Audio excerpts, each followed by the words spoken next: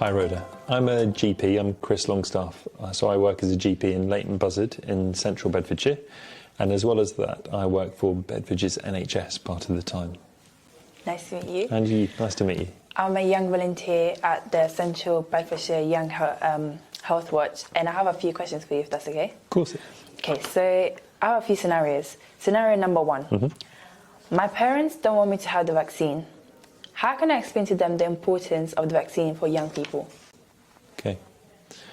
So the first thing I'd say is that when you're talking to them about it, try really hard to make sure that you end up in a discussion with them and not an argument, because it's much more likely to be a helpful discussion in that way.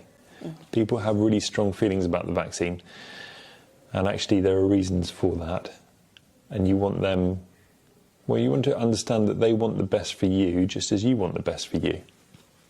So the first thing I'd do is I'd listen really carefully to what they have to say. Try and ask questions to understand their point of view, what their concerns are, why they're anxious about it. And that should be interesting for you to know and to learn about, to see their perspective. And I think the more carefully you do that, and the more time you give them to understand where they're coming from, the more likely they are to give you the time to understand where you're coming from. When you're doing that, the things I'd want to cover are the fact that the vaccine, the risk from it is really very, very low. It's a very safe vaccine. That millions of people have had it, so we know a lot more about it than we did initially. And that actually the risks to younger people are there, so they're less than they are for older people. But some younger people do get really quite unwell with it, and some younger people get unwell in a way that lasts for months and lingers and is very unpleasant.